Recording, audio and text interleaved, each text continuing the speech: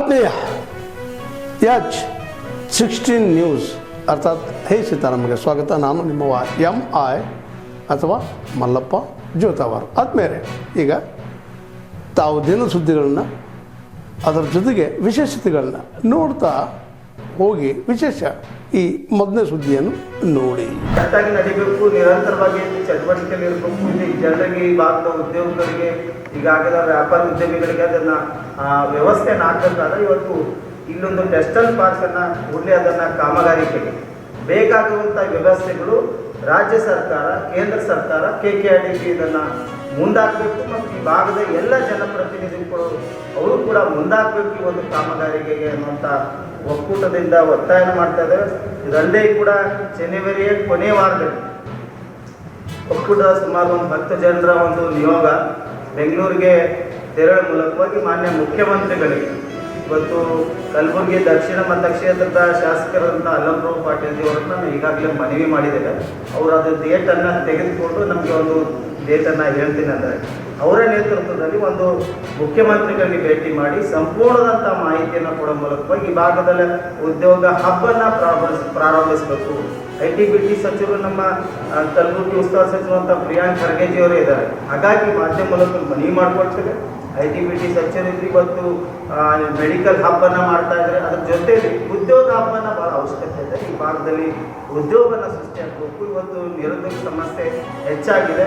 ಇವತ್ತು ಬೆಂಗಳೂರು ಆಗಿರ್ಬೋದು, ಇವತ್ತು ಮುಂಬೈ ಆಗಿರ್ಬೋದು, ಹುಬ್ಬಳ್ಳಿ ಹೋಗ್ಕೊಂಡು ಜನರು ಹೋಗೋ ಜನರು ಸಂಖ್ಯೆ ಕಮ್ಮಿ ಆಗ್ತಲ್ಲ, ದಿನದಿಂದ ದಿನಕ್ಕೆ ಹೆಚ್ಚಾಗ್ತಾ ಇದೆ. ಹಾಗಾಗಿ ಇವತ್ತು ಈ ಒಂದು ಉದ್ಯೋಗಕ್ಕಾಗಿ ಇವತ್ತು ಜೋಳಿ ಪಾರ್ಕನ್ನು ಅದ್ರ ಜೊತೆಲಿ ಈ ಭಾಗದ ಅಭಿವೃದ್ಧಿಗಾಗಿ ಕೂಡ ಮಾನ್ಯ ಮುಖ್ಯಮಂತ್ರಿಗಳು ಒತ್ತು ಕೊಡಬೇಕು ಅಂತೇಳಿ ಇವತ್ತು ನಾವು ಬೆಂಗಳೂರಿಗೆ ತೆರಳಿ ಅವರಿಗೆ ಎಲ್ಲ ವಿಷಯಗಳ ಬಗ್ಗೆ ಚರ್ಚೆ ಮಾಡಿ ಕೂಡಲೇ ಈ ಭಾಗದಲ್ಲಿ ಒಂದು ಜವಳಿ ಪಾರ್ಕ್ ವ್ಯವಸ್ಥೆಗಳನ್ನು ಆಗದೇ ಇದ್ದಲ್ಲಿ ಮುಖ್ಯಮಂತ್ರಿಗಳಿಗೆ ಭೇಟಿ ಮಾಡಿದ್ಮೇಲೂ ಕೂಡ ಸ್ವಲ್ಪ ದಿನ ಕಾಲಾವಕಾಶ ಕೊಟ್ಟ ಮೇಲೆ ಆಗದೇ ಇದ್ದಲ್ಲಿ ಎಲ್ಲ ಶಾಸಕರ ಮನೆ ಮುಂದೆ ನಾವು ಒಂದೊಂದು ಸಂಘಟನೆ ಒಂದೊಂದು ದಿನ ಸರಣಿಯಾಗಿ ಆ ಹೋರಾಟವನ್ನು ಮಾಡೋ ಮೂಲಕವಾಗಿ ಈ ಭಾಗದ ಉದ್ಯೋಗ ಸೃಷ್ಟಿಯಾಗಬೇಕು, ಜವಳಿ ಪಾರ್ಕ್ ಅಭಿವೃದ್ಧಿಗಾಗಿ ಎಲ್ಲ ಶಾಸಕರ ಅಂಬಿಗರ ಚೌಡಯ್ಯನವರ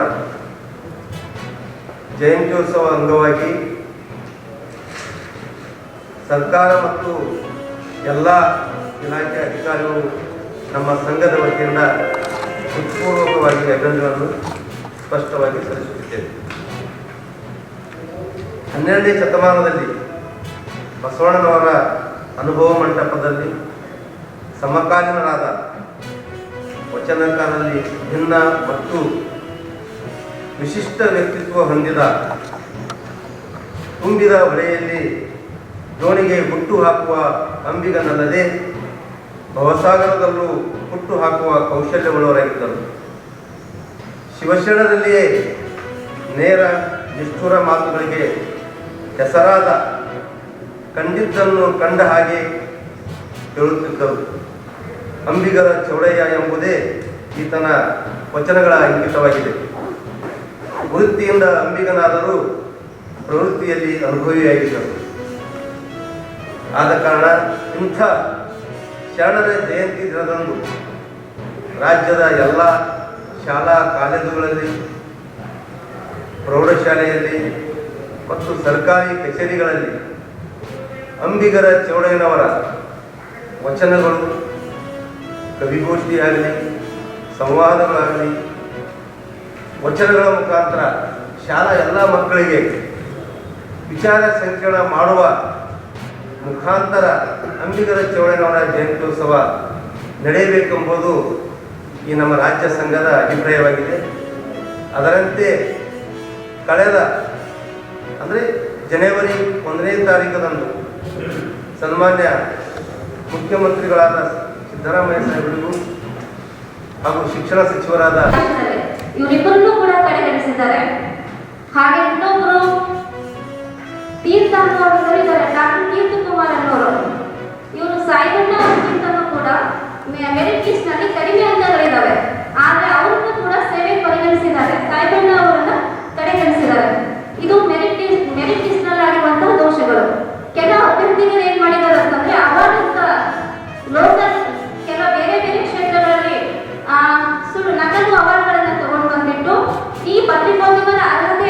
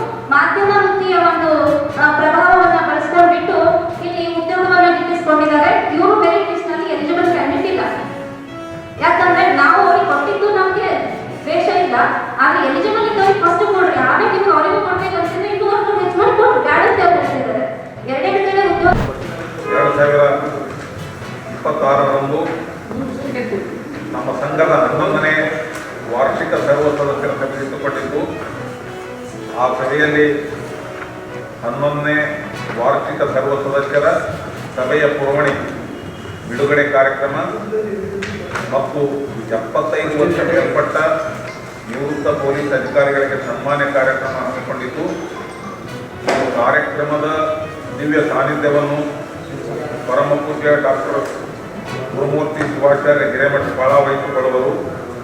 ಅಲ್ಲದೆ ಉದ್ಘಾಟಕರಾಗಿ ಸನ್ಮಾನ್ಯ ಶ್ರೀ ಡಾಕ್ಟರ್ ಶಂಕರ್ ಬಿದ್ರಿ, IPS ನಿವೃತ್ತ DG ಆ್ಯಂಡ್ IGP, ಕರ್ನಾಟಕ ರಾಜ್ಯ ಬೆಂಗಳೂರು ಮತ್ತು ಅಧ್ಯಕ್ಷರು, ಅಖಿಲ ಭಾರತ ವೀರಶೈವ ಲಿಂಗಾಯತ ಮಹಾಸಭಾ ಕರ್ನಾಟಕ ರಾಜ್ಯ ಬೆಂಗಳೂರವರು ನೆರವೇರಿಸುವರು. ಅಲ್ಲದೆ ಇನ್ನಿತರ ಕಾರ್ಯಕ್ರಮಗಳ ಬಗ್ಗೆ ಆಮಂತ್ರಣ ಪತ್ರಿಕೆಯಲ್ಲಿ ಸವಿಸ್ತಾರವಾದ ವಿವರ ಇರುವುದು, ಅದನ್ನು ತಮ್ಮೆಲ್ಲರಿಗೂ ಆಮಂತ್ರಣದ ಮೂಲಕ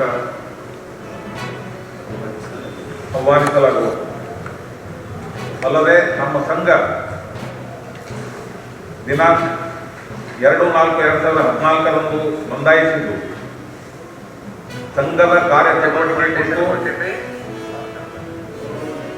ನಮ್ಮ ಹಳೆಯ DPOದಲ್ಲಿ ಒಂದು ನಿವೇಶನ ಮಂಜೂರು ಮಾಡಿದ್ದು, ಆ ನಿವೇಶನದಲ್ಲಿ ನಮ್ಮ ಸಂಘದ ಕಾರ್ಯಚಟುವಟಿಕೆಗಳು ಪ್ರಾರಂಭವಾಗುವುದು. ನಂತರ ನಮ್ಮ ಸಂಘದ ಕಟ್ಟಡಕ್ಕಾಗಿ ನಿವೇಶನ ಕೂಡ ಮಂಜೂರಾಗಿದ್ದು, ಅದು 9/12/2018 ಶಂಕುಸ್ಥಾಪನೆ ನೆರವೇರಿಸಲಾಯಿತು. Doctor Shankar Bidri IPS DG and IGP ರವರಿಂದ. ನಂತರ ಕಟ್ಟಡ ಪೂರ್ತಿ ಹೊಂದಿದ್ದು, ಅಂದಾಜು ವೆಚ್ಚ 2 ಕೋಟಿ ರೂಪಾಯಿ ಖರ್ಚಾಗಿದೆ. ಕಟ್ಟಡ ಪೂರ್ತಿಯಾದ ತಾವೆಲ್ಲ ಇಲ್ಲಿವರೆಗೆ ಸುದ್ದಿಗಳನ್ನು ನೋಡಿದಿರಿ, ಜೊತೆಗೆ ವಿಶೇಷ ಘಟನೆಗಳನ್ನು ಸಹ ನೋಡಿದಿರಿ. ಅದು ನಿಮ್ಗೇನು ಅನ್ನಿಸ್ತು? ನಿಮಗೆ ಲೈಕ್ ಮಾಡಿರಿ, ಶೇರ್ ಮಾಡಿರಿ, ಕಾಮೆಂಟ್ ಮಾಡಿರಿ, ಜೊತೆಗೆ ಸಬ್ಸ್ಕ್ರೈಬ್ ನಿಲ್ಲಿಸ್ಬೇಡ್ರಿ. H16 ನ್ಯೂಸ್ ಅರ್ಥಾತ್ ಸಿದ್ದರಾಮಯ್ಯ ಸತ್ಯದ ಕೈಗಳಲ್ಲಿ ವಂದನೆಗಳು.